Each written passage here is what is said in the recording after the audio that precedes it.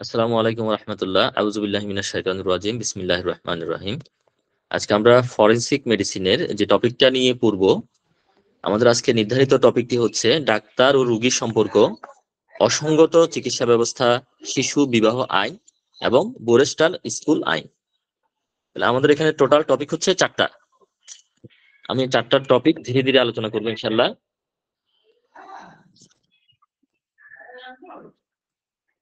আচ্ছা, সর্বপ্রথম আমি আলোচনা করব হচ্ছে ডাক্তার ও রোগীর সম্পর্ক নিয়ে। আচ্ছা, ডাক্তার এবং রোগীর সম্পর্ক কেমন হওয়া উচিত বলে আপনারা মনে করেন? বহিনুকুল সম্পর্ক? না স্যার, সুসম্পর্ক।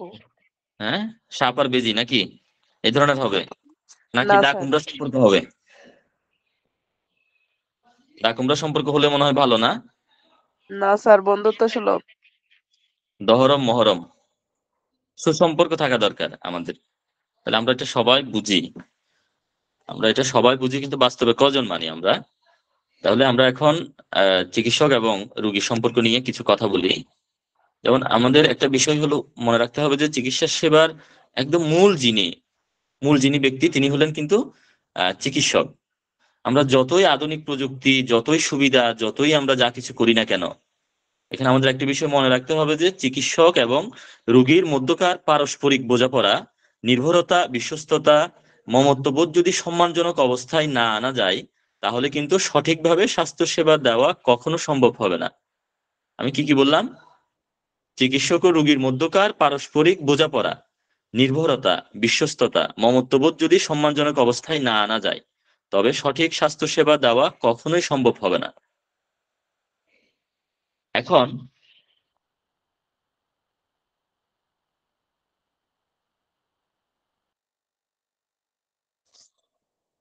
রোগী যখন আমাদের চেম্বারে আসে অনেক আশা ভরসা এবং প্রত্যাশা নিয়ে আসে, এবং রোগীদের কিন্তু বেশ কিছু অধিকার আছে। রোগীদের কি কি অধিকার আছে একজন চিকিৎসক হিসেবে কিন্তু আমাদের সেটা জানা দরকার। একজন রোগী অনেক কষ্ট, অনেক ব্যথা বেদনা নিয়ে কিন্তু একজন চিকিৎসকের কাছে আসে, এবং চিকিৎসকের কাছে যখন আসে এই রোগী কিন্তু বেশ কিছু খরচের সম্মুখীন হন। ডক্টরের ফি দিতে হচ্ছে, প্যাথোলজিক্যাল বিভিন্ন টেস্টে খরচ হচ্ছে, মেডিসিন কিনতে খরচ হচ্ছে। এখন রোগী যখন এত কিছু করতেছে, এত পয়সা খরচ করতেছে, এত প্রচেষ্টা চালাচ্ছে সুস্থতার জন্য, তখন কিন্তু রোগীদের চিকিৎসকের প্রতি আশাটা অনেক বেশি থাকে। এক্ষেত্রে চিকিৎসক কি করবেন? চিকিৎসক অবশ্যই রোগীদের রোগীরা যে বিষয়গুলো চাচ্ছে চিকিৎসকের কাছে, সে বিষয়গুলোকে অগ্রাধিকার দিবেন। রোগীদেরকে অবশ্যই একজন চিকিৎসক অগ্রাধিকার দিবেন, পর্যাপ্ত সময় ধরে দেখবেন। ধরেন রোগী করলো কি, এই চিকিৎসকের কাছে আসলো কিন্তু রোগী পর্যাপ্ত সময় দিল, এই রোগীকে পর্যাপ্ত সময় দিল না চিকিৎসক, তাহলে এমনটা করলে কিন্তু হবে না। যথেষ্ট পরিমাণে সময় দিয়ে রুগীগুলা দেখতে হবে। কারণ যথেষ্ট পরিমাণে যদি সময় দিয়ে না দেখে, রুগীর সমস্যা কোথায় এটা খুঁজে বের করাটা কিন্তু অনেক কঠিন। খুবই অল্প সময়ে একটা গ্লেন্স অনেক সময় দেখবেন ডক্টররা প্রেসক্রাইব করে দিচ্ছে, কিন্তু এখানে সমস্যা কিন্তু থেকেই যাচ্ছে। এখানে সমস্যা থেকে যাচ্ছে এবং হচ্ছে সমস্যাগুলো চিকিৎসক বুঝতে পারবেন না যদি পর্যাপ্ত সময় ধরে যদি না দেখেন। এবং চিকিৎসক হচ্ছে রুগীদের সাথে কথা বলবেন, এবং রুগীর কি কি ধরনের সমস্যা হয়েছে সেই বিষয়টাও রুগীকে বুঝিয়ে বলতে হবে, তাহলে আপনার ট্রিটমেন্ট দিতে সুবিধা হবে।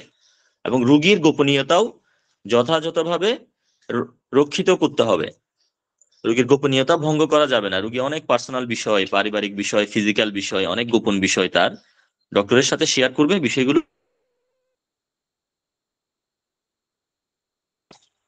এবং ভবিষ্যতে শারীরিক যদি কোনো অসুস্থতা যদি হয় ওই রুগীর, সেই সময়ও ওই রুগী সবসময় চাইবে কি ওই চিকিৎসককে পাশে পাবেন, এই ধরনের একটা বিষয় ওই সেই রুগীদের প্রত্যাশা থাকে।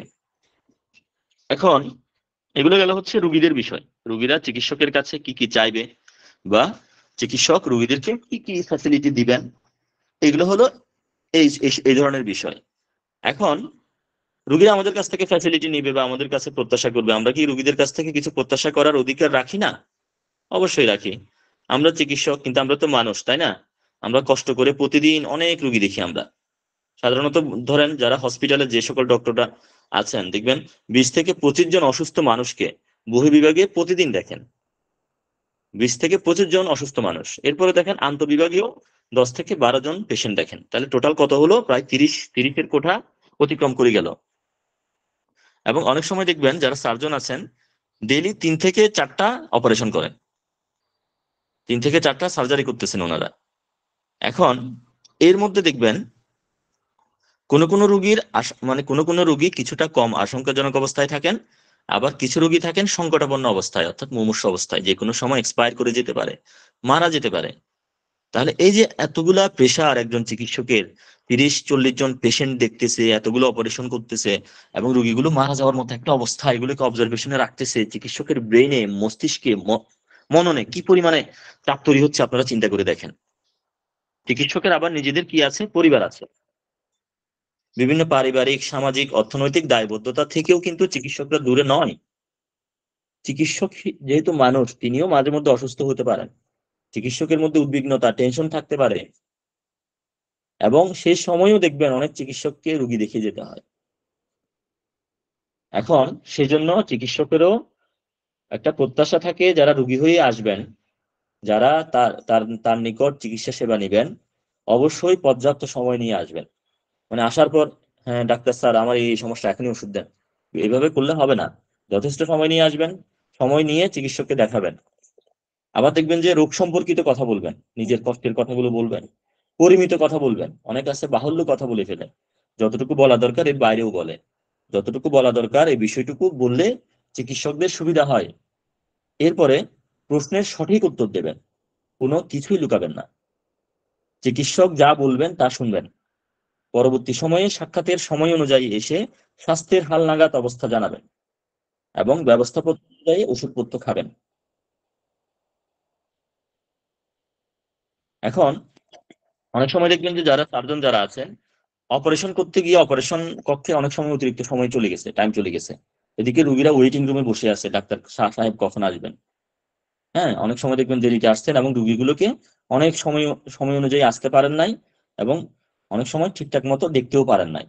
অনেক রুগীরা দেখবেন খেপে গেছে, ডাক্তার সাহেব যা ঠিক মতো আসে নাই, আমাদেরকে অ্যাপয়েন্টমেন্ট দিয়ে রাখছে এতটার সময়। তাহলে অনেক সময় দেখবেন যে চিকিৎসক এবং রুগীর মধ্যকার সম্পর্কের অবনতি ঘটে। আমি এমনও দেখছি, যেমন আমার আমার ম্যাডামকে আমি একজন গানি ডক্টরের কাছে নিয়ে গিয়েছিলাম, ম্যাডাম অপারেশন রুমে ছিলেন। অপারেশন রুম থেকে উনি বের হয়েছেন প্রায় রাতের 11:30টায়, ম্যাডামকে আমরা দেখিয়েছি রাত 12টার পরে, এবং যখন আমরা বাসায় ফিরলাম মধ্যরাত পেরিয়ে গেছে। এখন দেখেন এই ধরনের, মনে করেন যারা সার্জন আছেন, অনেক অস্ত্রোপচার করতে হচ্ছে, অপারেশন রুম থেকে যখন বেরোচ্ছেন তখন দেখা গেছে যে যে সময় দিয়েছেন অনেক সময় চলে গেছে, অনেক রাত হয়ে গেছে, এবং রুগীদের সাথে চিকিৎসকের কি সম্পর্কটা খারাপ অবস্থায় চলে যায়।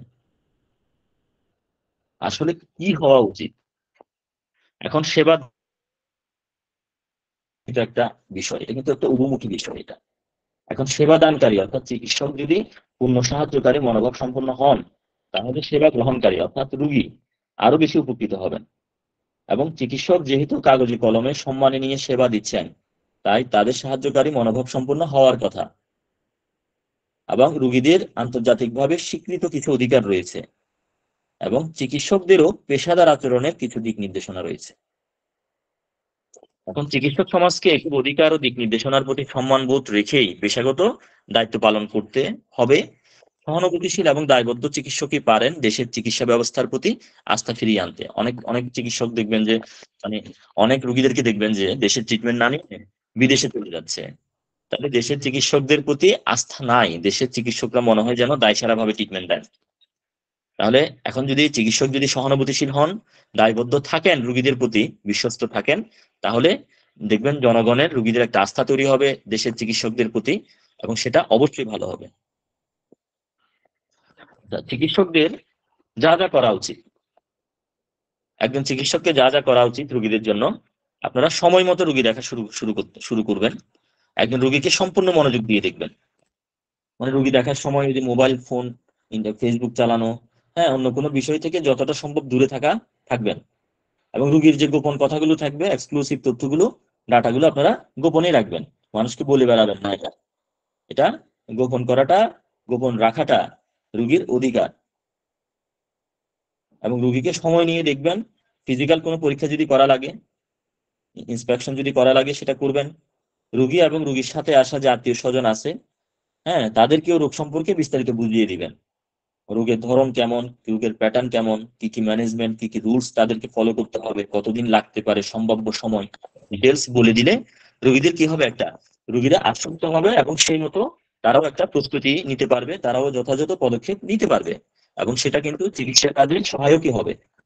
এরপর প্রয়োজনীয় যদি প্যাথোলজিক্যাল কোনো টেস্ট করা লাগে, পেশেন্টের যদি কোনো অপারেশনের মধ্য দিয়ে যেতে হয়, সার্জিক্যাল যদি কেস যদি হয়, অনেক কেস আছে যে আমাদের মেডিসিনে সারবে না, যেমন ঠোঁট কাটা, তালু কাটা। আপনি ওষুধ দিলে কিন্তু ওই তালু কাটাটা জোড়া লেগে যাবে না, প্যালেটটা জোড়া লেগে যাবে না। এটা অবশ্যই সার্জিক্যাল কেস, অপারেশন করে এটা সেলাই করে এটা জোড়া দিতে হবে। এখন এটা যদি অপারেশন অপারেশন না করে যদি আমরা হোমিওপ্যাথিক ওষুধ দিই, এটা কিন্তু জোড়া লাগবে না। আমাদের সার্জিক্যাল কেস কোনটা আর কোনটা মেডিসিন দিয়ে ট্রিটমেন্ট করার কেস, এটা আমাদের বুঝতে হবে পার্থক্যটা। তাহলে অপারেশনের যদি প্রয়োজন হয় সেটা রুগীদেরকে বুঝিয়ে বলতে হবে আমাদেরকে, এবং যাতে রুগী যথাযথ, মানে রুগীর প্রয়োজনীয়তার ব্যাপারটি যথাযথভাবে বুঝতে পারেন। এবং খরচের ব্যাপারটাও বুঝিয়ে দিতে হবে যে এই ধরনের খরচ আসতে পারে। এবং মানসিক চাপ থেকে রুগীকে বের করে আনার জন্য একটা চেষ্টা চালাতে হবে। রুগীকে আপনি ট্রিটমেন্ট দিচ্ছেন, রুগী খুব মানসিক চাপে আছে, এটা কিন্তু আপনার ট্রিটমেন্টের জন্য হানিকর হবে, রুগীর জন্য হানিকর হবে। হ্যাঁ, আপনার ট্রিটমেন্টটা ইফেক্টিভ হবে না, ফলপ্রসূ হবে না। রুগীকে অবশ্যই মানসিক চাপ থেকে বেরিয়ে আনতে হবে, বের করে আনতে হবে। বের করে আনাটা চিকিৎসকের একটা নৈতিক কর্তব্য।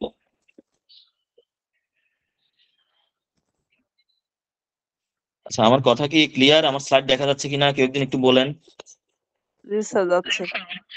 ঠিক আছে, আমরা তাহলে নেক্সটে যাচ্ছি। আচ্ছা, চিকিৎসা প্রতিষ্ঠান এবং চিকিৎসকরা নিশ্চয়ই নিজস্ব অবস্থান থেকে আরো বেশি আন্তরিক হবেন, এটা তো বলার অপেক্ষায় রাখে না।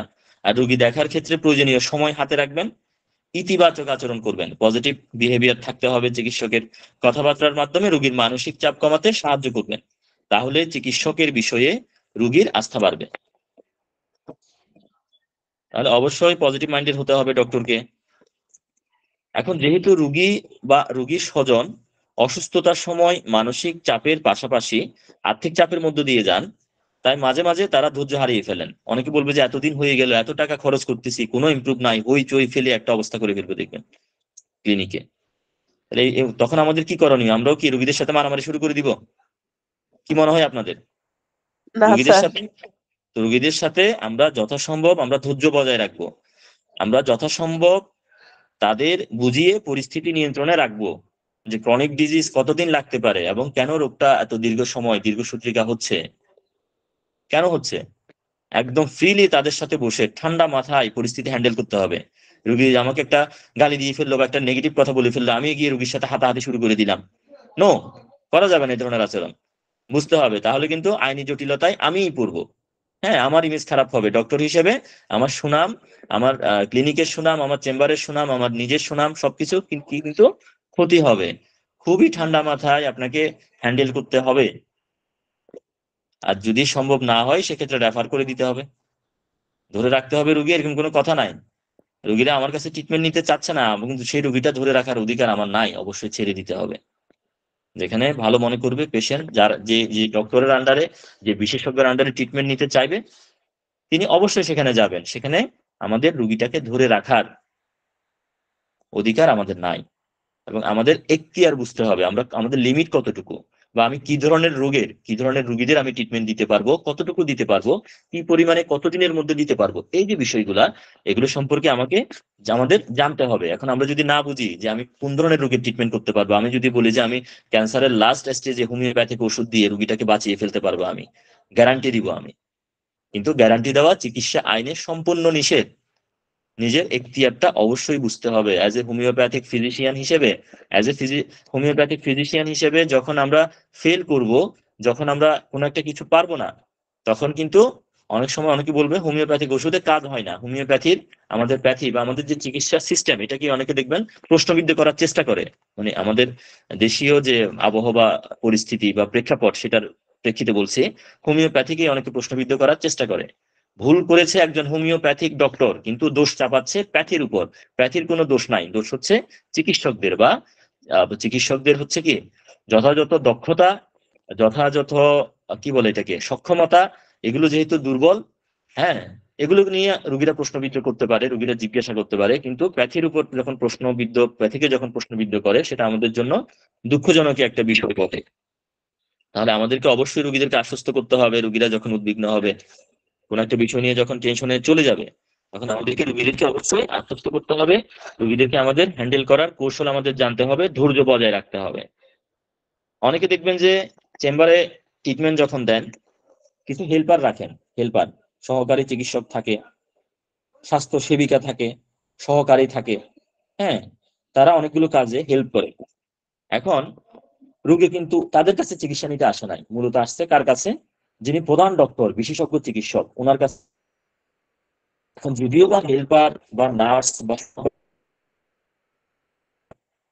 রোগীর কিছু বিষয় ওনারা প্রাথমিকভাবে চিকিৎসা ওনারা দিয়েছেন, কিন্তু মূলত যিনি বিশেষজ্ঞ চিকিৎসক বা যিনি ক্লিনিকের প্রধান চিকিৎসক, তিনি অবশ্যই রোগীটাকে আলাদাভাবে পর্যাপ্ত সময় দিবেন। কারণ রোগীরা দেখবেন প্রচুর ফি দিয়ে আসছে। এখন যে চিকিৎসকের কাছে আসছে বা মূলত যে চিকিৎসককে দেখাতে আসছে, যখন ওই চিকিৎসককে দেখাতে পারবেন না বা ওই চিকিৎসক যখন তাদেরকে কম সময় দিবেন, তখন কি হবে? রোগীরা খুশি হবে, আশ্বস্ত হবে, এবং বিশেষজ্ঞ চিকিৎসক বা প্রধান চিকিৎসককে অবশ্যই কিছু না কিছু কাজ বা উপরের কাজগুলো রিভিউ করতে হবে, নিজের হাতে করবে, এমনটাই রোগীদের একটা আশা থাকে, এবং সেই আশা এবং এটা রোগীদের একটা অধিকারও বটে। এই বিষয়গুলো আমাদের ভুলে গেলে চলবে না। আচ্ছা, এগুলো গেল হচ্ছে ধরেন চিকিৎসকের কিছু করণীয় বা চিকিৎসক যা যা করবেন। এখন আমরা আলোচনা করছি রুগীর যা করণীয়। রুগীরা কি করবে? রুগীদের আমি অ্যাপয়েন্টমেন্ট দিলাম সন্ধ্যা 7টায়। এখন রুগীদের অ্যাপয়েন্টমেন্ট দিয়েছি সন্ধ্যা 7টায়, কিন্তু রুগী আসলো কখন? রাতে 10টায়। তাহলে এই ক্ষেত্রে কিন্তু চিকিৎসকের অসুবিধা হয়। যেমন আমি আমার এক পেশেন্টকে অ্যাপয়েন্টমেন্ট দিয়েছিলাম আজকে সকালে, কিন্তু রুগী ফোন করছে এখন আমার ক্লাসের মাঝখানে, আমি কিন্তু ফোন কল কেটে দিয়েছি। কিছুক্ষণ পরে ক্লাসটা শেষ হলে আমি আবার ব্যাক করবো। ঠিক আছে? তাহলে দেখেন, চিকিৎসক যখন ফ্রি থাকেন বা যে সময় রুগীর জন্য অ্যাপয়েন্টমেন্টের জন্য নির্ধারিত করেন ওনার ফ্রি টাইমে, সেই সময় যদি রুগীরা যদি না আসে, সে সময় যদি রুগীরা না আসে, সেক্ষেত্রে সেটা চিকিৎসকেরও কিন্তু কি হয়, বিশেষ অসুবিধা হতে পারে। বা চিকিৎসক ওই পরিস্থিতিতে রুগী দেখার মতো মানসিক বা সময়ের দিক থেকে চিকিৎসকের সে অবস্থা নাও থাকতে পারে। তাহলে বিশেষ জরুরি না হলে, ইমার্জেন্সি যদি রুগী না হয়, তাহলে আপনি যে সময় অ্যাপয়েন্টমেন্ট রুগীরা পাবে সে সময় অবশ্যই ডক্টরের চেম্বারে যাবে, ক্লিনিকে যাবে। প্রয়োজনে যদি জরুরি কোনো রুগী না হয়, কিছুটা সময় ওয়েটিং রুমে ওয়েট করা লাগতে পারে, রুগীদের ধৈর্য সহকারে অপেক্ষা করতে হবে। এবং চিকিৎসকরা তাদের ক্লিনিকে সাইনবোর্ড দিয়ে দিবেন, ব্যানার দিয়ে দিবেন যে হোমিওপ্যাথিক চিকিৎসা সময় সাপেক্ষ, অনুগ্রহপূর্বক ধৈর্য ধরে একটু অপেক্ষা করুন।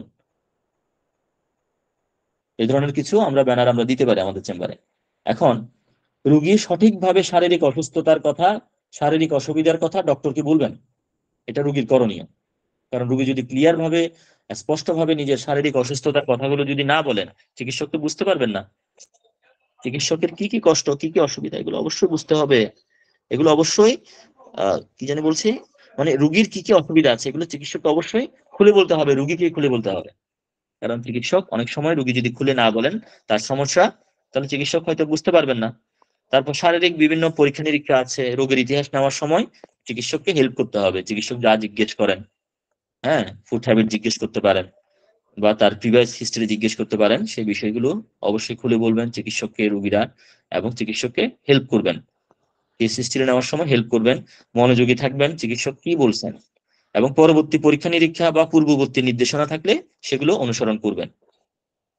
এবং কোনো বিষয়ে যদি না বুঝে থাকেন, চিকিৎসককে জিজ্ঞাসা করে নেবেন রুগীরা। পরবর্তী সময়ে ফলো আপ ভিজিটে আসবেন। প্রয়োজন ছাড়া চিকিৎসককে অযথা ঘন ঘন মোবাইল টেলিফোনে যোগাযোগ করবেন না, এটা রুগীদের দায়িত্ব। কারণ চিকিৎসক হয়তো তখন অন্য একটা পেশেন্ট দেখতেছে বা অন্য একটা সময় দেখতেছে। সেজন্য চিকিৎসককে কোন সময় ফোন করলে পাওয়া যাবে, উনি ফ্রি থাকবেন, অথবা কোন সময় সময় দিতে পারবেন, সেটা অবশ্যই রুগীরা কি করবেন, জেনে নিবেন ডক্টরের কাছ থেকে। এবং এই কাজটা চিকিৎসকের নিয়োগ প্রদানকারী বেসরকারি স্বাস্থ্যসেবা প্রদানকারী সংস্থার মাধ্যমেও করা যেতে পারে। ব্যতিক্রমী কারণ ছাড়া চিকিৎসকের উপর সাধারণভাবে আস্থা রাখবেন, এবং চিকিৎসক যে চলবেন। কোনো কারণে আস্থা না থাকলে রোগী চাইলে চিকিৎসক পাল্টাতে পারবেন, কোনো অসুবিধা নেই। এবং একজন চিকিৎসকের অধীনে চিকিৎসাকালীন সময়ে চিকিৎসকের দেওয়া প্রত্যেকটা নিয়ম কানুন রোগীকে অত্যন্ত বিশুদ্ধতার সাথে পালন করতে হবে। চিকিৎসকের নিকট রোগী কোনো বিষয় গোপন করতে পারবে না। আবার রোগীর সমস্ত বিষয়ের গোপনীয়তা চিকিৎসক রক্ষা করবেন। মানে রোগী পেটের যত গোপন কথা আছে সব ডক্টরকে বলে দিবে, আবার ডক্টরও কি করতে পারবে না, সেই কথা মানুষকে বলে বেড়াতে পারবে না, গোপনীয়তা রক্ষা করবে। চিকিৎসার সময়ে প্রাপ্ত কোনো গোপনীয় বিষয় একমাত্র আদালতের আদেশ ব্যতীত চিকিৎসক প্রকাশ করতে পারবেন না, না, না। এটা মাথায় রাখবেন। কারণ গোপনীয় বিষয় প্রকাশের কারণে রোগীর সামাজিক অর্থনৈতিক ক্ষতির আশঙ্কা থাকে এবং এর জন্য চিকিৎসককে ক্ষতিপূরণ দিতে হবে। সাবধান। একজন চিকিৎসক যখন কোনো রোগীর চিকিৎসাভার গ্রহণ করেন তখন হতেই তার উপর রোগীর সম্পূর্ণ দায়িত্বভার অর্পিত হয়। ফলে লিখিত বা মৌখিক চুক্তি সম্পাদিত না হলেও রোগী এবং চিকিৎসক উভয়েই একটি আপেক্ষিক চুক্তিতে আবদ্ধ হন। চিকিৎসাকালীন সময়ে যদি রোগীর প্রতি ইচ্ছাকৃতভাবে কোনো অবহেলা অথবা অমার্জনীয় অনিপুণতার জন্য রোগীর কোনো ক্ষতি হয়, তবে রোগী দেওয়ানি আদালতের মাধ্যমে তার ক্ষতিপূরণ দাবি করতে পারবে। চিকিৎসক অথবা রোগী যে কেউ আপেক্ষিক চুক্তি বাতিল করতে পারেন, কিন্তু রোগীর চিকিৎসা বন্ধ করার আগে চিকিৎসকের উচিত রোগীকে জ্ঞাত করানো। রোগীর আরো কিছু কর্তব্য এখানে, যখন কোনো রোগী একজন চিকিৎসক নিয়োগ করেন তখন তারও কতগুলো দায়িত্ব থাকে। তা না হলে চিকিৎসক তাকে চিকিৎসাদানে বিরত থাকতে পারেন। যেমন প্রথম হচ্ছে তার রোগ সংক্রান্ত যাবতীয় তথ্য চিকিৎসককে সরবরাহ করা, এগুলো একটু পূর্বে আলোচিত হয়েছে। তার চিকিৎসার পূর্ণ সুযোগ চিকিৎসককে দিতে হবে। খাবার দাবার, ওষুধ, জীবনযাপনের যে সিস্টেম, এগুলো চিকিৎসকের পরামর্শক্রমে অক্ষরে অক্ষরে পালন করে চলতে হবে। চিকিৎসককে যুক্তিসঙ্গত ফিটাও দিয়ে দিতে হবে। অন্য কোনো চিকিৎসকের পরামর্শ গ্রহণ করার আগে বর্তমানে যে চিকিৎসকের আন্ডারে চিকিৎসা নিচ্ছেন সেই চিকিৎসককে অবশ্যই সেটা জানাতে হবে। তাহলে একজন চিকিৎসক তার রোগীকে বিনা নোটিশে ত্যাগ করতে পারেন না। তিনি যতদিন প্রয়োজন চিকিৎসা প্রদান ও দেখাশোনা করবেন, তবে কিছু কারণে চিকিৎসক চাইলে তার রোগীকে ছেড়ে দিতে পারেন। গত ক্লাসে আলোচনা করেছিলাম, আজকে একটু বলি। যখন রোগী চিকিৎসক পরিবর্তনের ইচ্ছা প্রকাশ করবে তখন রোগীকে চাইলে চিকিৎসক পরিত্যাগ করতে পারবেন। যখন চিকিৎসক নিশ্চিত যে রোগী তার উপদেশ মতো ওষুধ খাচ্ছে না, পথ্য সেবন করছে না, সেক্ষেত্রেও কি করতে হবে? সেক্ষেত্রেও চিকিৎসক চাইলে রোগীটা পরিত্যাগ করতে পারবেন। যখন চিকিৎসক রোগী দেখার জন্য যথেষ্ট পারিশ্রমিক পান নাই রোগীর কাছ থেকে, তখনও চাইলে ওই চিকিৎসক রোগী না দেখার জন্য আপত্তি করতে পারেন। যখন চিকিৎসক বদ্ধপরিকর যে রোগী ভান করতেছে আসলে সে রোগী না, তাহলে এই ধরনের রোগী দেখে চিকিৎসক সময় নষ্ট করবেন না। যখন চিকিৎসক তার অসুস্থতার জন্য রোগী দেখতে অসমর্থ হবেন, মানে চিকিৎসক নিজেও যখন রোগী হয়ে যাবেন, তখন চাইলে চিকিৎসক অন্য রোগীদেরকে না দেখে থাকতে পারবেন। রোগীদেরকে বলে দিবেন যে আমি অসুস্থ, আপনারা অন্য কোথাও ট্রিটমেন্ট নেন। এই হলো আলোচনা। এরপর হচ্ছে পেশাগত গোপনীয়তা এবং আইন। ফৌজদারি এবং দেওয়ানি উভয়বিধ মামলায় অনেক সময় চিকিৎসক কর্তৃক প্রাপ্ত গোপন তথ্য যা তিনি তার রোগী পরীক্ষার সময় জেনেছেন তা প্রকাশ করা অতি প্রয়োজনীয় হতে পারে। এটা হচ্ছে আইনগত বিষয়। আইনের শাসন প্রতিষ্ঠার জন্য সেটা অত্যাবশ্যকীয় হতে পারে।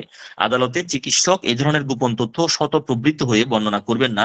এটাই পেশাগত গোপনীয়তার সাধারণ নিয়ম। মানে আদালতে জিজ্ঞেস করা নাই, আপনি ওগুলো গিয়ে আদালতে বলা শুরু করছেন, নো, বলা যাবে না। যদি কোনো প্রশ্নের উত্তর দেওয়ার সময় এমন তথ্য প্রকাশ করা প্রয়োজন হয়ে পড়ে, তিনি আদালতের কাছে প্রশ্ন করবেন, তা মানে তাকে অবশ্যই জবাব দিতে হবে কিনা। যদি আদালত বলে যে আপনাকে অবশ্যই এটার উত্তর দিতে হবে, তখন তিনি না হয় এটা প্রকাশ করতে পারবেন। কিন্তু তার নৈতিক বোধের পরিচয় স্বরূপ তিনি প্রতিবাদ জানিয়ে ওই তথ্য প্রকাশ করবেন যে রোগীর গোপনীয়তা রক্ষা করা তার কর্তব্য। আদালত বলতেছে আপনার রোগীর এই কথাটা আপনি বলেন, আপনি বলবেন যে রোগীর গোপন কথা প্রকাশ করা মানে গোপন রাখা আমার নৈতিক দায়িত্ব, আপনারা আমাকে বাধ্য করছেন বিধায় আমি আমার বলতে হচ্ছে এখন। এইভাবে বলে তারপর আদালতকে বলতে হবে যে এই কারণ, এই ঘটনা। এখন পেশাগত গোপনীয়তা এবং জনগণের প্রতি কর্তব্য। কোনো কোনো ক্ষেত্রে সমাজের বৃহত্তর স্বার্থে চিকিৎসকের নৈতিক দায়িত্ব হয়ে পড়ায় তার পেশাগত কাজের সময় প্রাপ্ত তথ্য প্রকাশ করার যে ক্ষেত্রে তিনি পেশাগত গোপনীয়তার সাধারণ নিয়মের বাইরে থাকেন। আচ্ছা, এখানে বলা হচ্ছে কোন হোস্টেলের বোর্ডার যৌন ব্যাধিগ্রস্ত হলে ওই হোস্টেলের মালিককে জানাতে পারে। সিফিলিস বা গনোরিয়ার কোনো রোগী সুইমিং পুলে সাঁতার কাটলে কর্তৃপক্ষকে জানাতে পারেন। যদিও বা সিফিলিস বা গনোরিয়ার রোগী যদি ওই যে পানিতে সুইমিং পুলে গোসল করে অন্য কারো সংক্রমিত হওয়ার সম্ভাবনা নাই বললেই চলে। হ্যাঁ, এটা নিয়ে একটু বিতর্ক আছে। কেউ কেউ বলেন হয়তো সিফিলিস গনোরিয়া রোগীরা যদি সুইমিং পুলে সাঁতার কাটে, সেই পুলে যদি সুস্থ মানুষ সাঁতার কাটে, তারা সেখান থেকে সংক্রমিত হতে পারেন। হ্যাঁ, কিন্তু আবার এটার বিপরীত কথাও কিন্তু আছে, সেজন্য আমি এটা কোশ্চেন মার্ক দিয়ে রাখছি। এরপর হচ্ছে যদি কোনো রেলগাড়ির চালক রং সম্পর্কে অন্ধ হয়, রেলগাড়ির চালকদেরকে রোডের অনেক সাইন দেখতে হয়, কালার বুঝতে হয়। এখন সাইন সম্পর্কে যদি, রং সম্পর্কে যদি অন্ধ হয় রেলগাড়ির চালক, সেক্ষেত্রে চাকরি ছাড়তে যদি নারাজ হয়, দুর্ঘটনা ঘটতে পারে কিন্তু। সেক্ষেত্রে আপনাকে উপযুক্ত কর্তৃপক্ষকে জানাতে হতে পারে। সাধারণ আমভাবে বলে বেড়াবেন না কথাগুলা। এরপরে কোনো বাস বা ট্রাক চালক যদি মৃগী রোগী হয়, যে কোনো সময় মৃগী রোগ খিঁচুনি শুরু হবে, গাড়ি ড্রাইভিং করার সময় গাড়ি অ্যাক্সিডেন্ট করবে, মানুষ মারা যাবে, সেক্ষেত্রে তার রোগ সম্পর্কে অবশ্যই ওই গাড়ির মালিক পক্ষকে জানাতে হবে চিকিৎসককে। যদি কোনো পাচক, পাচক মানে যিনি শেফ বা যিনি রান্না বান্না করেন, রাঁধুনি, যদি সংক্রামক ব্যাধিগ্রস্ত হন, তার রোগ আরোগ্য না হওয়া পর্যন্ত তাকে কাজ ত্যাগ, মানে এই ত্যাগ করতে রাজি যদি না হন, রোগ ভালো না হওয়া পর্যন্ত, তাহলে অবশ্যই ওই রাঁধুনিকে যিনি নিয়োগ দিয়েছেন ওই মালিককে জানাতে হবে। নোট আমি টাইফয়েড মেরি লিখেছি। টাইফয়েড মেরি ছিলেন, এটা হচ্ছে যে আমেরিকান একজন মহিলা আর কি, আমেরিকান একজন মহিলা। এখানে অ্যাড করেছিলাম, এগুলো কোথায় চলে গেল স্লাইড গুলা, পরে চলে গেল কিনা, এই টাইফয়েড মেরি। হ্যাঁ, এটা হচ্ছে টাইফয়েড মেরি আর কি। এই এখন ভদ্র মহিলা হচ্ছে যে ওনার কোনো টাইফয়েড ছিল না, উনি ছিলেন টাইফয়েডের বাহক। মানে তিনি যে খাবার রান্না করতেন, তিনি মূলত রাঁধুনি ছিলেন, শেফ ছিলেন, যে খাবার রান্না করতেন সে খাবার খেয়ে অনেকে টাইফয়েড হয়ে যেত, এবং যাদের টাইফয়েড হয়েছে ওদের থেকে আরো হাজার হাজার মানুষের মধ্যে টাইফয়েড ছড়িয়ে যেত। তো এটা যখন একটা পরীক্ষায় যখন প্রমাণিত হলো, তখন টাইফয়েড মেরিকে একটা নির্জন একটা দ্বীপে একটা কুকুরের সাথে পাঠিয়ে দিল। সেখানে অনেক বছর থাকলো, পরবর্তীতে একটা কর্তৃপক্ষের মাধ্যমে আইনি লড়াই করলো। সেখানে টাইফয়েড মেরির মানে সপক্ষে বিভিন্ন যুক্তি উপস্থাপন করার পরেও, মানবাধিকার লঙ্ঘনের কথা বলা হলেও টাইফয়েড মেরিকে সেখান থেকে মুক্তি দেওয়া হলো না। পরবর্তী সময়ে আবার মানে আরেকটা কর্তৃপক্ষ যখন বিভিন্ন গবেষণা করে বললো যে না, টাইফয়েড মেরি আসলে বাহক না টাইফয়েডের, তখন টাইফয়েড মেরিকে কি করা হলো, মানে তারপরে আদালত সেটা মানলো না। পরবর্তী সময় একটা সময় আবার মানবাধিকার লঙ্ঘনের বিভিন্ন বিষয় নিয়ে যখন জোরালো একটা আওয়াজ উঠলো, তাকে আবার আমেরিকায় ফিরিয়ে আনা হলো। পরবর্তী সময়ে আবার দেখা গেল যে একটা হসপিটালের কয়েকজন লোক অসুস্থ হয়ে গেছে, তখন গিয়ে দেখা গেল যে টাইফয়েড মেরি ভিন্ন নামে সেখানে রান্না বান্না করতেছে। পরবর্তী সময় টাইফয়েড মেরিকে আবারও সেই নির্জন দ্বীপে নির্বাসিত করা হয় এবং সেখানেই টাইফয়েড মেরি মারা যান। এটা হচ্ছে ওনার পূর্ণ নাম ছিল ম্যারি মেলন। ম্যারি মেলন, এটা হচ্ছে ওনার কবর, গ্রেভইয়ার্ড। তাহলে দেখেন, একজন মানুষ যাকে টাইফয়েডের বাহক বলে কি করা হলো, নির্জন দ্বীপে নির্বাসিত করা হলো। হ্যাঁ, আইসোলেশনে, কোভিড এর সময় তো দেখছি আমরা অনেক সময় যে আলাদা রুমে অনেককে আটকে রাখছিল কোভিড এর সময়। ঠিক এই একই ধরনের ঘটনা আর কি। এখন এই ধরনের যদি কোনো একটা রুগী থাকে যার কাছ থেকে দেখা গেছে কোনো একটা ভাইরাস, কোনো একটা রোগ ছড়াচ্ছে, সেক্ষেত্রে অবশ্যই কি করতে হবে, চিকিৎসক বিশ্বস্ততার সাথে কোনো রূপ বিদ্বেষ না রেখে যোগাযোগ যদি করেন, এই ধরনের যোগাযোগকে বলা হবে বিশেষ অধিকারপ্রাপ্ত যোগাযোগ, প্রিভিলেজড কমিউনিকেশন বলা হবে এটাকে।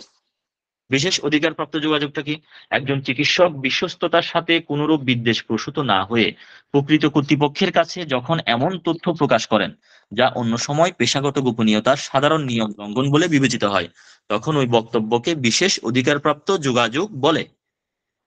তিনি ইহা করেন সমাজ ও জনসাধারণ যাদের প্রতি তার নৈতিক, সামাজিক এবং আইনগত কর্তব্য আছে তাদের সাথে এই যোগাযোগ করতে হবে, শুধুমাত্র সরাসরি সংশ্লিষ্ট ব্যক্তির কাছেই।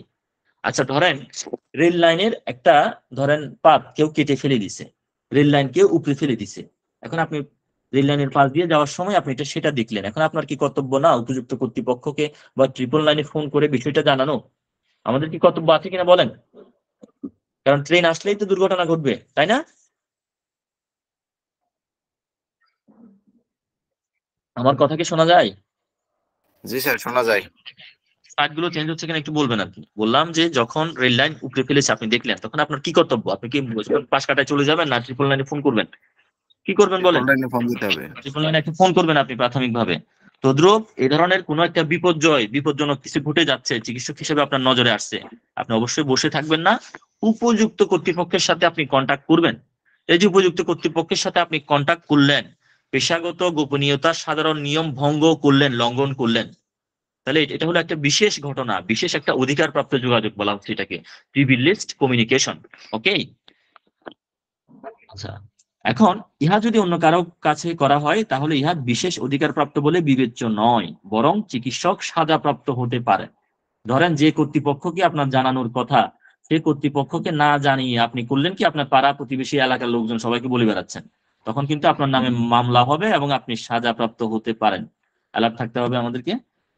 আচ্ছা, এখন আপনি রোগীটার স্বাস্থ্য পরীক্ষা করতে চাচ্ছেন, রোগীটার চেক আপ করতে চাচ্ছেন, রোগীটার বডিতে আপনার হাত দেওয়া লাগতেছে, চেক আপ করা লাগতেছে, সেক্ষেত্রে গিয়েই আগে শরীরে হাত দিয়ে দিবেন না। এখানে পেশেন্টের অবশ্যই অনুমতি নিতে হবে যে স্যার অথবা ম্যাডাম, যে আপনার একটু, আমি একটু আপনার একটু চেক আপ করতে চাচ্ছি, হ্যাঁ আপনি একটু, আপনার যদি অনুমতি দেন তাহলে আমি শুরু করতে পারি। হ্যাঁ, সে ইজি হয়েছে কিনা বিষয়টা আপনার দেখতে হবে, একটা কনসেন্ট নিতে হবে, সম্মতি নিতে হবে, চিকিৎসার সম্মতি। তো কোনো ব্যক্তি যদি আপত্তি করে, না আমার এখানে আপনি হাত দিয়েন না শরীরে, হ্যাঁ আপনার দেখানোর দরকার নাই, আপনি না দেখে আপনি ওষুধ দেন, তখন কোনো ব্যক্তি রোগী যদি আপত্তি করে, তার আপত্তির মুখে স্বাস্থ্য পরীক্ষা যদি আপনি জোর করে করেন, সেটা বেআইনি কাজ। এবং পুলিশ বা ম্যাজিস্ট্রেট আপনাকে নির্দেশ দিচ্ছে, আপনি ওর গায়ে হাত দিয়ে কি করেন, তল্লাশি করেন, তারপরও সেটা বেআইনি কাজ। ম্যাজিস্ট্রেটও যদি বলে হাত দিতে পারবেন না, রোগী যতক্ষণ পর্যন্ত অনুমতি না দেয় রোগীর গায়ে হাত দেওয়া যাবে না, যতই পুলিশ যতই ম্যাজিস্ট্রেট আসুক। তাহলে এতে সংশ্লিষ্ট চিকিৎসক হঠাৎ আক্রমণের দায়ে ফৌজদারি আইনে অভিযুক্ত হতে পারেন। রোগী হয়তো মামলা করে দিবে যে ডাক্তারটা আমাকে আক্রমণ করছে, আমার গায়ে হাত দিছে। কোনো অস্বাভাবিক অপরাধ করেছে বলে সন্দেহভাজন ব্যক্তিকে অথবা কোনো ধর্ষিতা মহিলাকে যখন পরীক্ষা করা হবে, পরীক্ষার পূর্বে চিকিৎসককে অবশ্যই কতগুলো সাক্ষীর উপস্থিতিতে ওই ব্যক্তির সম্মতি নিতে হবে এবং সাক্ষীদের নাম ধাম মেডিকেল রিপোর্টে লিখে ফেলতে হবে। রোগী বা রোগিনীকে জানাতে হবে যে পরীক্ষার ফলাফল তার বিরুদ্ধেও যেতে পারে। কোনো মহিলাকে পরীক্ষার জন্য যদি বিবস্ত্র করতে হয়, চিকিৎসক কখনোই একা রুমে নিয়ে করবেন না, কখনো ওই মহিলাকে এক বা একাধিক সাক্ষীর উপস্থিতি রাখবেন, নার্স বা মহিলা দ্বারা করাবেন। জীবন বাঁচানোর উদ্দেশ্যে ছাড়া রোগী কিংবা অপ্রাপ্তবয়স্ক, হ্যাঁ, মানসিক অপ্রকৃতস্থ হলে তার আইনানুগ অভিভাবকের সম্মতি নিয়ে তাকে ইঞ্জেকশন দিতে হবে। মনে করেন ছোট বাচ্চা একটা আপনি ইঞ্জেকশন দিয়ে দিতে চাচ্ছেন, সেক্ষেত্রে অবশ্যই গার্ডিয়ান যে আছে, মা বাবা, তাদের একটা অনুমতি নিয়ে আপনি ইঞ্জেকশনটা দিবেন। ইঞ্জেকশন দেওয়া কিন্তু এক ধরনের আঘাত, যদি তা যথাযথভাবে এবং আইনসম্মত করা না হয়, রোগী হয়তো মামলা করে দিতে পারে, আমাকে আঘাত করছে ইঞ্জেকশন দিয়ে, ঠিক মতো ইঞ্জেকশনটা পুশ করে নাই। এক্ষেত্রে আমাদেরকে সতর্ক থাকতে হবে। ইনজেকশনের ফলে কি ধরনের সাইড এফেক্ট হবে, জটিলতা হবে, এগুলোর একটা বিবরণ রোগীদের দিয়ে দিতে হবে। আর সাইটিকা নার্ভ নষ্ট করার ফলে উচ্চ ক্ষতিপূরণ দিতে হয়েছে এমন নজির আছে কিন্তু। ট্রিটমেন্ট করছে, সাইটিকা নার্ভ নষ্ট হয়ে গেছে পেশেন্টের, ফলে পেশেন্ট মামলা করছে, ডাক্তারকে ক্ষতিপূরণ দিতে হয়েছে। অপারেশন, অ্যানাস্থেসিয়া এবং রক্ত সঞ্চালন প্রক্রিয়ার মতো কাজে লিখিত অনুমতি নিতে হয়। অপারেশন করার আগে দেখবেন একটা সাইন নাই ডক্টররা, গার্ডিয়ানদের অনুমতি, সবার অনুমতি, রোগীর অনুমতি, এগুলো নাই। এরপরে হচ্ছে ওই ধরনের পদ্ধতিতে কি জটিলতা দেখা দিতে পারে তা বিশ্লেষণ করা বাঞ্ছনীয়, এবং রোগী নিজে নাবালক হলে তার অভিভাবকের অনুমতি লিখিত নেয়াই আইনসম্মত। তাহলে রোগী যদি ছোট বাচ্চা হয়, নাবালক হয়, অবশ্যই তার গার্ডিয়ানের অনুমতি নেওয়াটা আইনসম্মত। তাহলে এখানে আরেকটা বিষয়, অপারেশন আবার ব্লাড ট্রান্সফিউশন অ্যানেস্থেসিয়া প্রয়োগে যদি রোগী মারা যায়, চিকিৎসকরা কিন্তু মার্ডার কেসের আসামি হইতে পারে, ফৌজদারি অসদাচরণের জন্য কিংবা দেয়ানি অসদাচরণের দায়েও অভিযুক্ত হতে পারে। এসব ক্ষেত্রে সম্মতি থাকা সত্ত্বেও পুলিশকে জানানো উচিত। এরপরে দেখেন অসঙ্গত চিকিৎসা ব্যবস্থা, আমাদের সেকেন্ড টপিক। আমাদের ফার্স্ট টপিক শেষ হলো, আমরা এখন আমাদের সেকেন্ড টপিকে যাচ্ছি। অসঙ্গত চিকিৎসা ব্যবস্থার ক্ষেত্রে আমরা যা যা দেখি, যে ল্যাবরেটরি যে টেস্ট গুলো করে, এখানে প্রচুর চার্জ। বিভিন্ন আমরা ডায়াগনস্টিক সেন্টার গুলোতে দেখি রোগীদের প্রচুর চার্জ দিতে হয় এবং রিপোর্ট ভুল হয়। এক এক জায়গায় এক এক রিপোর্ট হয়। ধরেন একই পরীক্ষা আমি দুইটা ল্যাবরেটরিতে করলাম, হ্যাঁ দুইটা ল্যাবে করলাম, দুই ল্যাবে দুই রকম রিপোর্ট। অনেকেই জানে না বেশিরভাগ ক্লিনিক ও ডায়াগনস্টিকের মালিক ডাক্তার নন, ব্যবসায়ী। অনেক রোগীরা মনে করে যে ডায়াগনস্টিক সেন্টারে যারা আছে সবাই ডাক্তার, আসলে ওরা ডাক্তার না, ওরা হচ্ছে ব্যবসায়ী। ঠিক আছে, এগুলো ডাক্তাররা অভিযোগ করে আর কি। এসবের প্রতিকার না হলে ভালো চিকিৎসা দেওয়া কঠিন। এসব তদারকির জন্য স্বাস্থ্য অধিদপ্তরে বিশেষ সেল আছে। এগুলো স্বাস্থ্য অধিদপ্তর ও মন্ত্রণালয়ের অদক্ষতা, ডাক্তারদের গাফিলতি, অবহেলা নয়। বুঝতে পেরেছেন, এগুলো হচ্ছে ব্যবসায়ীদের কাজ। ডায়াগনস্টিক সেন্টারের মালিকরা ব্যবসা জমানোর জন্য কমিশন প্রথা চালু করেছেন। কমিশন মানে ডক্টররা হয়তো কিছু রোগী পাঠাবে, অযথা টেস্ট দিবে, ওখান থেকে ডক্টরদেরকে কমিশন দিবে। খুব খারাপ। কিছু সংখ্যক লোভী ডাক্তার এতে অংশ নেন। বর্তমানে এটি একটি প্রতিষ্ঠিত সিস্টেমের মতো হয়ে গেছে। এখন যদি কোনো ডাক্তার কমিশন নাও নেন, তাতে রোগীর কোনো লাভ হয় না। তারা রোগীর কাছ থেকে একই হারে চার্জ রাখেন। দেশের অন্যান্য দুর্নীতি সিন্ডিকেট যেভাবে ভাঙতে হবে, এই সিন্ডিকেটকেও সেভাবে মোকাবেলা করতে হবে। তাহলে এখানেও সিন্ডিকেট, এগুলোর মোকাবেলা করা দরকার। এর জন্য সব ডাক্তারকে বদনাম দেওয়া অন্যায্য কাজ। সবচেয়ে গুরুত্বপূর্ণ যে অভিযোগটা, ভুল চিকিৎসায় রোগী মারা গেছে। এখন আসলে চিকিৎসায় ভুল হয়েছে কিনা, এটা কি রোগী বা রোগীর স্বজনদের বোঝার কোনো উপায় আছে? এটা তো বুঝবে একমাত্র উচ্চতর অভিজ্ঞ সিনিয়র ডাক্তার, তিনি ছাড়া আর কারো পক্ষে এটা বোঝা সম্ভব নয়। আসলে কোনো ভুল চিকিৎসা হয়েছে কিনা, আসলে ভুল চিকিৎসায় মারা গেছে কিনা। সেজন্য রোগীর স্বজনদের মনে হলো এবং কোনো কোনো সাংবাদিকের মনে হলো যে ভুল চিকিৎসায় মারা গেছে, এবং সেটা দেখবেন কোনো যাচাই বাছাই না করে মিডিয়াতে দিয়ে দিছে, ফেসবুকে দিয়ে দিছে, প্রচার করতেছে এই ডাক্তার মেরে ফেলছে রোগী। তাহলে এভাবে বলা মানে কি, কোনো প্রমাণ ছাড়া ডাক্তারকে খুনি খুনি বলে বলে ফেলা হচ্ছে। এখন ডাক্তার রোগী সম্পর্ক সব দেশে সবসময় অত্যন্ত সংবেদনশীল এবং নাজুক একটা সম্পর্ক। ডাক্তারদের উপর মানুষের নির্ভরতা খুব বেশি, এবং এত বেশি যে অনেক সময় দেখবেন বলবে যে doctor is next two god, অর্থাৎ সর্বপ্রথম আল্লাহর উপর ভক্তি বিশ্বাস, এরপর হচ্ছে ডক্টরদের উপর কি মানুষের আস্থা। কিন্তু নির্ভরতা যেখানে বেশি, আস্থার সংকটও সেখানে মাঝে মধ্যে তীব্র হতে পারে।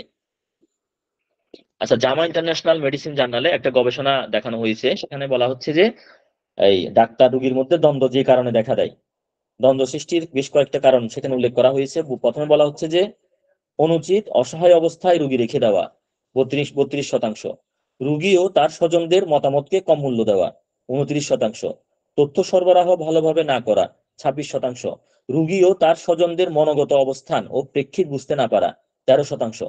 এক কথায় জনগণের কিছু ধারণাগত পারসিভড বিশ্বাসের কারণে এই অসন্তুষ্টি ও ক্ষোভের জন্ম হয়। হোমিওপ্যাথিক চিকিৎসকের নীতি বহির্ভূত কার্যকলাপ, নিজেকে বিশেষজ্ঞ চিকিৎসক হিসাবে, এটা হচ্ছে হোমিওপ্যাথিক চিকিৎসকের, একজন হোমিওপ্যাথিক চিকিৎসকের নীতি বহির্ভূত যে কাজগুলো, এগুলো আমাদের জানতে হবে। নিজেকে একজন বিশেষজ্ঞ চিকিৎসক হিসেবে আমরা প্রচার করতে পারবো না, কারণ হোমিওপ্যাথিতে বিশেষজ্ঞ বলে আসলে কিছু নাই। রোগীকে চিকিৎসার গ্যারান্টি দিয়ে চিকিৎসা করা, কোনো গ্যারান্টি দেওয়া যাবে না রোগীকে। একজন হোমিওপ্যাথিক চিকিৎসকের নিজ পেশার স্বাধীনতা থাকে না বা খর্ব হয় এমন কোনো চিকিৎসা ব্যবস্থা বা প্রোগ্রামের সাথে জড়িত থাকা, মানে হোমিওপ্যাথির নিয়ম নীতি বিরোধী কাজ। হোমিওপ্যাথি চিকিৎসা পদ্ধতির ক্ষেত্রে যে সকল আবিষ্কার স্বীকৃত হয় নাই এবং যাহা সুস্থ মানবদেহে পরীক্ষিত হয় নাই সেই সকল লব্ধ ফলাফল প্রকাশ করা। আর হোমিওপ্যাথির মূলনীতি বিরুদ্ধে যে কোনো প্রকার টনিক, মলম, প্যাটেন্ট বা অন্য কোনো প্রকার ওষুধ প্রস্তুত ও ব্যবহার করা রোগীর মানসিক ও শারীরিক প্রতিরোধ ক্ষমতাকে দুর্বল বা নষ্ট করে এমন কোনো ওষুধ প্রয়োগ করা বা ব্যবস্থা করা, রোগীর চিকিৎসা করার জন্য উপযুক্ত ফি ব্যতীত অন্য কোনো পুরস্কার বা অর্থ গ্রহণ। ধরেন রোগী ট্রিটমেন্ট করতে আসলো, রোগীকে বললেন যে আমার নামে 5 বিঘা জমি লিখে দেন, ডাক্তার বললো রুগীকে, এই ধরনের কাজ করা যাবে না, শুধু ফিটা নিতে হবে, অন্য কোনো পুরস্কার, উৎকোচ, অর্থগ্রহণ নেওয়া যাবে না। আইনসঙ্গতভাবে প্রমাণ করা যাবে না চিকিৎসা ক্ষেত্রে এমন কোনো কাজ করা। হোমিওপ্যাথিক ওষুধকে অসৎ উদ্দেশ্যে অবৈধ কাজে ব্যবহার করা, প্রয়োগ করা। একই পেশার অন্য চিকিৎসকদের অসম্মান করা, আমাদের দেখবেন ফেসবুকে বিভিন্ন জায়গায় এক চিকিৎসক আরেক চিকিৎসককে গালাগাল করে, নেগেটিভ লেখা লিখে, এগুলো করা যাবে না।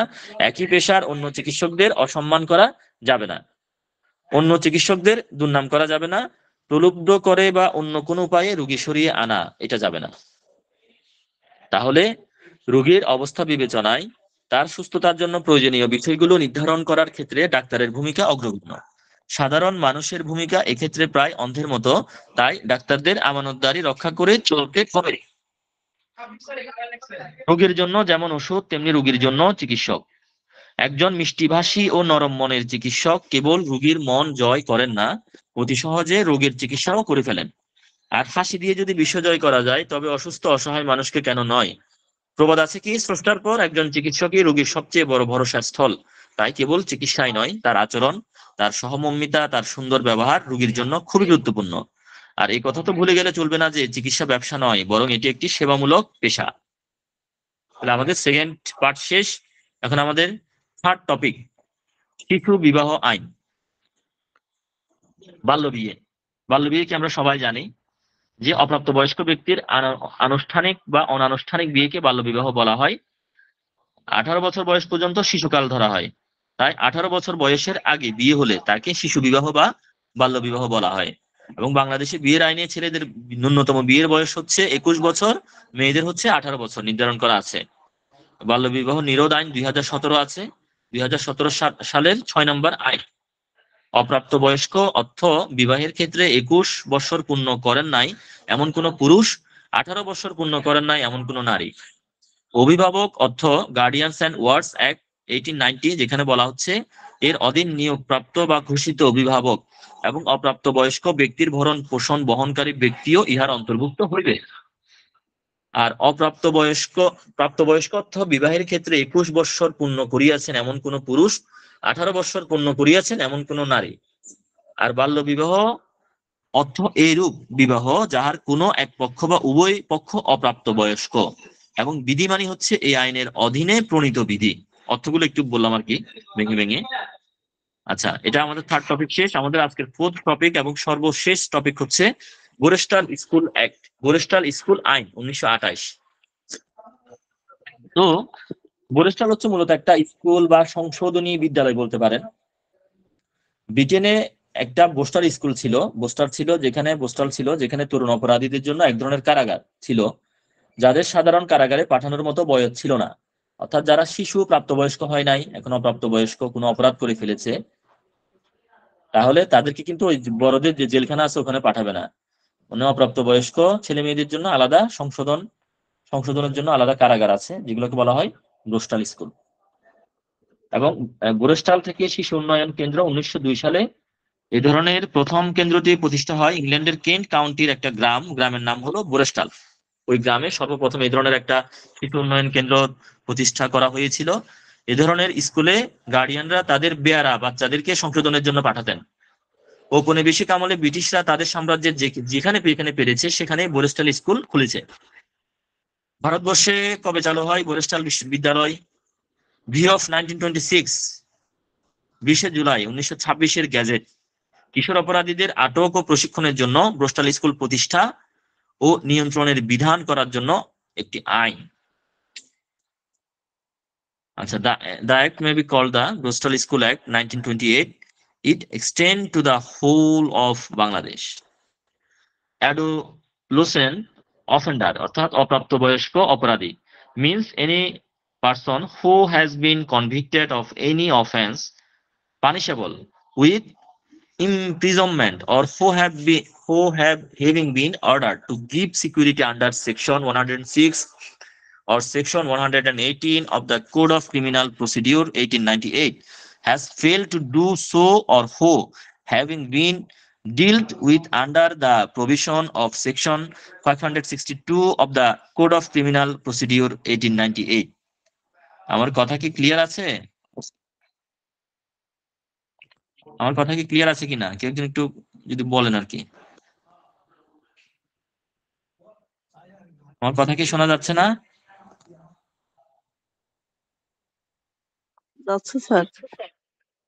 ঠিক আছে, মাঝে মধ্যে একটু সাড়া দিবেন, একটু জি স্যার, ওকে স্যার, এই ধরনের কথাবার্তা বললে আমি বুঝতে পারবো যে আপনারা আছেন বা আমি বিচ্ছিন্ন বিচ্ছিন্ন হয়ে যাইনি। অনেক সময় হয় কি, হয়তো আমি নিজেই বিচ্ছিন্ন হয়ে গেছি কিন্তু আমি নিজেই বলতে পারতেছি না, যেহেতু আমার ডিভাইস একটা, আসলে দুইটা ডিভাইস ব্যবহার করার সুযোগ আমার ক্ষেত্রে যেহেতু আপাতত নাই, সেহেতু মাঝে মধ্যে একটু সাপোর্ট দিতে হবে আপনাদেরকে। ঠিক আছে,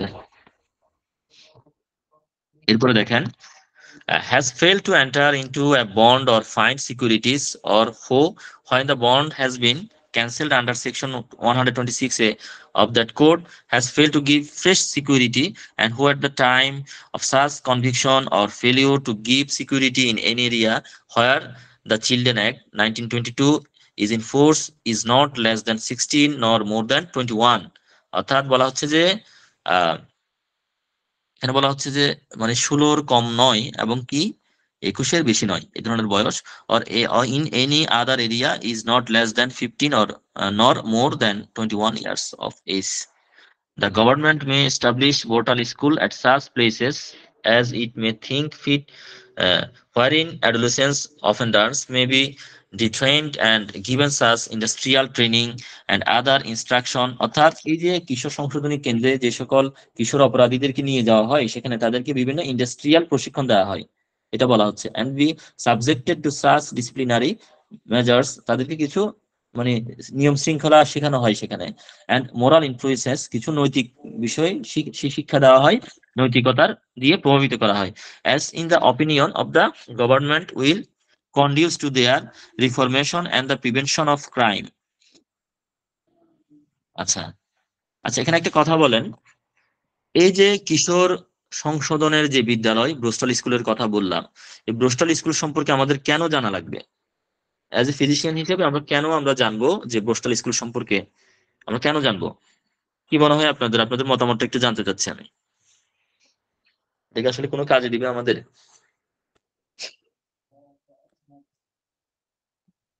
কি মনে হয় আপনাদের?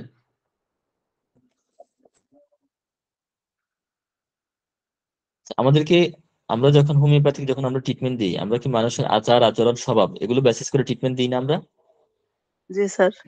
মানুষের তো আমরা স্বভাব দেখি, আচার আচরণ দেখি, একটা ছেলে বিগড়ে গেছে, মা বাবার কথা শুনতেছেন, আমরা ট্রিটমেন্ট দিই।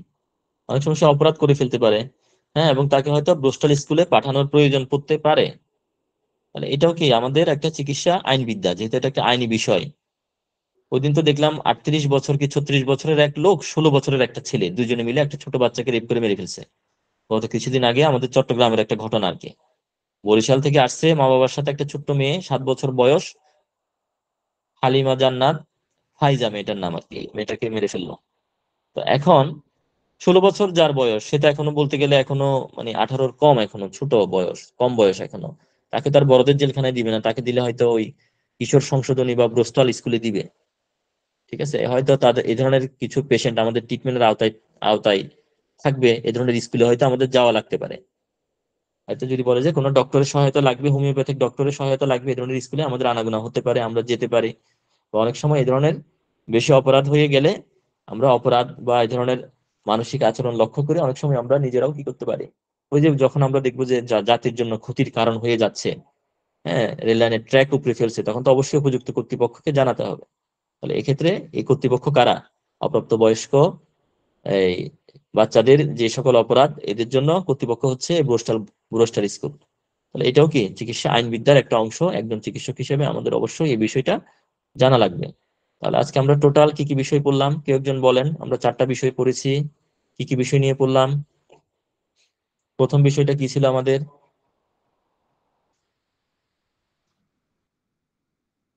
4টা টপিক। প্রথম বিষয়টা কি ছিল? চিকিৎসক এবং রোগীদের মধ্যে কি? সম্পর্ক। হ্যাঁ, এরপরে কি ছিল? এরপরের বিষয়টা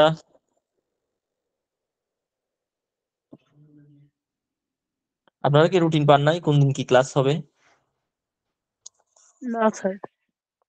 আচ্ছা, আপনাদের মানে কোন দিন কি টপিক পড়া হবে এটা আপনাদের বলা হয়নি আগে থেকে, তাই না? একটা তো আলাদা কোর্স প্ল্যান করা হয়েছে কোন মাসে, মানে মানে কোন দিন কোন টপিক নিয়ে আলোচনা হবে, একটা আছে। তো এটা আপনারা যদি সম্ভব হয় কালেকশন করে নেবেন এটা, যে কোন দিন টিচাররা ক্লাসে কোন কোন টপিক নিয়ে আলোচনা করবেন। যেমন আজকের টপিক ছিল আমাদের 3rd ক্লাস, আজকে টপিক প্রথম টপিক ছিল ডাক্তার এবং রোগীর মধ্যে সম্পর্ক, এই টপিকটা। এরপর আমাদের সেকেন্ড আমি যেটা নিয়ে আলোচনা করেছি অসঙ্গত চিকিৎসা ব্যবস্থা। থার্ড যে টপিকটা নিয়ে আমি আলোচনা করেছি শিশু বিবাহ আইন। এবং সর্বশেষ ফোর্থ যে বিষয়টা নিয়ে আমি আলোচনা করেছি বোরেস্টাল স্কুল আইন। টোটাল 4টা বিষয়। তাহলে আপনারা একটু দেখে দেখে বলেন তো 4টা বিষয় কি কি ছিল আজকে? স্যার, ডাক্তার ও রোগীর সম্পর্ক, তারপরে জি, অসঙ্গত চিকিৎসা ব্যবস্থা, দ্বিতীয় হচ্ছে শিশু বিবাহ আইন, আর ব্রোস্টার স্কুল আইন। বোরেস্টাল স্কুল আইন। তাহলে এই টোটাল 4টা টপিক। তাহলে ডাক্তার এবং রোগীর মধ্যে সম্পর্ক কি কি হতে হবে? আজকের আলোচনা থেকে আমরা কি কি বিষয় বুঝলাম, বা আপনি কি কি বিষয় বুঝলেন একটু যদি বলেন, নিজের ভাষায় সংক্ষেপে বলতে পারেন, ডিটেলও বলতে পারেন। তার ডাক্তার ও রোগীর সম্পর্ক হবে সুসম্পর্ক। ডাক্তার আজে বাজে প্রশ্ন করা যাবে না, রোগীর সম্পর্কিত প্রশ্ন, এবং ডাক্তার কম কথা বলবে। ডাক্তার কম কথা বলবে? না, আমি তো এটা রুগীদের নিয়ে বলেছিলাম, মানে রুগীরা অসঙ্গত কথা না বলে, যেটা রোগ সম্পর্কিত বা যেটা চিকিৎসার জন্য সহায়ক হবে সেটা ডাক্তারকে জানানো। মানে অযথা এলোমেলো কথা না বলে, অসঙ্গত কথা না বলে, রোগ সংক্রান্ত কথাটাই ডাক্তারকে বলা। আমরা যখন ডাক্তার দেখাতে যাবো আমরা উল্টাপাল্টা কথা বললে হবে? সেটাই বলেছি না। আমি, এখানে ডাক্তার কম কথা বলবে এটা বলি নাই। তো উল্টা হয়ে গেল এখন। তাহলে দেখেন আমার বুদ্ধি আলোচনাটা আপনাদের বুঝতে অনেক সমস্যা হয়েছে। আসলে এখানে অনেকগুলা টপিক আমাদের সময়ও হচ্ছে 1 ঘন্টা আসলে। টপিক কিন্তু অনেক বড়, এটা আরো অনেক ইলাবোরেট ক্লাস, এটা অনেক বিশাল আলোচনা কিন্তু। এবং এটা নিয়ে কিন্তু একটা বইও হতে পারে। ডাক্তার রোগীর সম্পর্ক অসঙ্গত চিকিৎসা ব্যবস্থা নিয়ে একটা বই লেখা যেতে পারে। যতটুকু সম্ভব এখানে আমি সংক্ষেপে সংকলন করেছি কথাগুলো। আর অসঙ্গত চিকিৎসা ব্যবস্থা নিয়ে কিছু বলেন দেখি, কি বুঝলেন? অসঙ্গত চিকিৎসা ব্যবস্থা কোথায় অসঙ্গতি আছে আমাদের? হোমিওপ্যাথিক ডাক্তাররা যদি হোমিওপ্যাথি নিয়ম বহির্ভূত কোনো কাজ করেন, হোমিওপ্যাথিক ওষুধ দিয়ে কোনো খারাপ কাজ করেন, তারপর হোমিওপ্যাথিতে নাই এমন কোনো প্রতিষ্ঠানের সাথে জড়িত হয়ে যান, বা একজন হোমিও ডাক্তার নিজের পেশায় থাকা অন্য কোনো ডাক্তারের যদি সমালোচনা করেন, গীবত করতে থাকেন বেশি, তাহলে এগুলো হচ্ছে কি অসঙ্গত চিকিৎসা ব্যবস্থায় যাবে। এবং হচ্ছে বিভিন্ন ধরনের যে ল্যাবরেটরি গুলো আছে, ল্যাব আছে, ডায়াগনস্টিক সেন্টার আছে, অনেক রুগীরা মনে করে এখানে যারা থাকে সবাই মনে হয় ডাক্তার, আসলে তারা তো ব্যবসায়ী। বিভিন্ন টেস্ট ফেস্ট করে কি নাই এখান থেকে ডাক্তারদেরকে কমিশন বাণিজ্য দিয়ে ওরা কি করে বিভিন্ন রুগী কালেকশন করে, যাদেরকে বিভিন্ন টেস্টের নামে হয়রানি করে, অনেক সময় ভুল রিপোর্ট ধরিয়ে দেয়, অনেক সময় ভুল রিপোর্ট দেয়। দুইটা ডায়াগনস্টিক সেন্টারে একই পরীক্ষা করলে দেখা যাবে দুইটা ডায়াগনস্টিক সেন্টারের রিপোর্ট দুই রকম, হয়তো নিম্নমানের কোনো কেমিক্যাল ব্যবহার করেছে এখানে, কিন্তু রুগীরা ঠিকই দোষটা দেয় কার উপর? ডাক্তারের উপর। কিন্তু রুগীরা এটা বুঝে না যে আসলে ডায়াগনস্টিক সেন্টার ওগুলো হচ্ছে ব্যবসায়ী পক্ষ, ওরা ডাক্তার না, কিন্তু দোষটা দেয় ডাক্তারের উপর। এটা সম্পূর্ণ অন্যায্য। আবার করে কি, অনেক রুগীরা বলে যে এই রুগীটাকে মেরে ফেলছে ডাক্তার। আসলে কোনো ভুল চিকিৎসা হয়েছে কিনা, আসলে ভুল চিকিৎসায় রুগীটা মারা গেছে কিনা, এটা তো সাধারণ মানুষের বোঝার কথা না, একজন সাংবাদিকের বোঝার কথা না। কিন্তু সাংবাদিক ফলাও করে পেপারে রিপোর্ট করে দিছে, হ্যাঁ, লাইভ টেলিকাস্টে চলে গেছে, একদম ফেসবুকে কি করে দিছে, ভাইরাল করে দিছে, চিকিৎসক রুগী মেরে ফেলছে। তাহলে এভাবে যদি করে সেটা হবে কি, চিকিৎসকের অধিকার খর্ব হবে, এবং সেটা উচিত না আসলে। আইনি প্রক্রিয়ার মধ্য দিয়ে না গিয়ে সঠিক তদন্ত প্রমাণ না করে হুট করে একটা রিপোর্ট করে দেওয়া, এটা ঠিক না। তাহলে এগুলো সবগুলো হচ্ছে অসঙ্গত চিকিৎসা ব্যবস্থার একটা মানে উদাহরণ। ডাক্তার রোগী সম্পর্কের মধ্যে এগুলো থাকা চলবে না। শিশু বিবাহ আইন মানে কি বললাম? বাল্য বিবাহ। বাল্য বিবাহ 18 বছরের নিচে, 18 বছরের নিচে যদি মেয়ে হয়, 21 বছরের নিচে যদি ছেলে হয়, তাদের যদি বিয়ে হয়, হ্যাঁ, মানে যে কোনো একজন, মানে বিয়ে হলো হাজবেন্ড ওয়াইফ, যে কোনো একজনের বয়স যদি এগুলোর চেয়ে কি হয়, কম হয়, অথবা বইয়ের বয়স যদি এগুলোর চেয়ে কম হয়, সেক্ষেত্রে কি হবে? সেগুলো শিশু বিবাহ হবে। শিশু বিবাহ কিন্তু আইনে একটা অপরাধ। আর বোরেস্টাল স্কুলটা কি মূলত কাদেরকে সংশোধন করার জন্য প্রতিষ্ঠা করা হয়েছে? বোরেস্টাল স্কুল বয়স্ক অপরাধী নাকি কিশোর অপরাধী? আমার কথা কি শোনা যাচ্ছে না? একটু যদি আপনারা যদি একটু সাড়া দেন কাইন্ডলি। স্যার শোনা যাচ্ছে স্যার। বোরেস্টাল স্কুল কাদের সংশোধনের জন্য প্রস্তুত করা হয়েছে, তৈরি করা হয়েছে? কিশোর অপরাধীদের জন্য নাকি প্রাপ্তবয়স্ক অ্যাডাল্ট অপরাধীদের জন্য?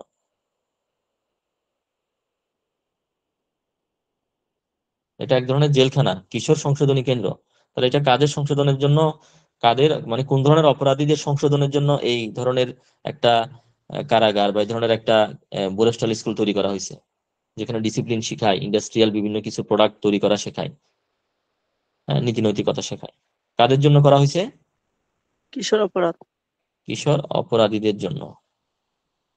আশা করি বুঝতে পেরেছেন প্রত্যেকটা বিষয়, বা হয়তো নিজেদের মতো করে বলতে না পারলেও আশা করি আমার কথাগুলো স্পষ্ট ছিল, বুঝতে কোনো সমস্যা হয় নাই। ঠিক ঠিক কি না? কোনো অসুবিধা হয়েছে বুঝতে জি কোনো স্যার। বিষয় এখানে না যে না। টপিকটা আলোচনা করলাম? না স্যার। আর তারপরে হয়তো অনেকগুলো বিষয় এখানে আমি এট এ টাইম অনেকগুলো টপিক নিয়ে আসছি, কিন্তু বিভিন্ন অ্যাঙ্গেল থেকে আলোচনা করার চেষ্টা করছি। অনেকগুলো বিষয় হয়তো মাথায় ঢুকে একদিক দিয়ে ঢুকে আরেকদিক দিয়ে বের হয়ে গেছে। টোটাল ক্লাসটা রেকর্ড থাকবে ইনশাল্লাহ, আপনারা রেকর্ডটা দেখবেন, প্রয়োজন একাধিকবার দেখবেন। বিশেষ করে আপনাদের পরীক্ষায় বোরেস্টাল স্কুল সম্পর্কে আসতে পারে, শিশু বিবাহ আইন নিয়ে আসতে পারে, ডাক্তার এবং রোগীর সম্পর্ক, অসঙ্গত চিকিৎসা ব্যবস্থা, এগুলো নিয়ে প্রশ্ন থাকতে পারে। মানে মোটামুটি বেসিক থিমটা যদি আপনারা বুঝে যান, আপনারা পরীক্ষায় অ্যান্সার করতে পারবেন ইনশাল্লাহ, কোনো সমস্যা হবে না। আপনাদের আর কোনো জিজ্ঞাসা আছে কিনা, বা আর কোনো কথা আছে কিনা এখানে? আজকের ক্লাসের উপরে আপনাদের কোনো কিছু বলার আছে, কিছু আর কিছু আপনাদের জিজ্ঞাসা আছে কিনা বা জানার আছে কিনা? না স্যার আদাব। হ্যাঁ, আমাদের আর 2 মিনিট সময় আছে, আমরা তাহলে শেষ করে দিই আজকে, ঠিক আছে? কারো কোনো কথা না থাকলে আমরা আজকে শেষ করে দিই এখানেই। সবাই ভালো থাকেন, সুস্থ থাকেন, আল্লাহ তাআলা সবাইকে ভালো রাখুক। পরবর্তী ক্লাসগুলোতে যেন সবাই সুস্থভাবে অংশগ্রহণ করতে পারেন, ভালোভাবে যেন আপনাদের ডাক্তারি শেষ করতে পারেন। সবাইকে অসংখ্য ধন্যবাদ। আসসালামু আলাইকুম।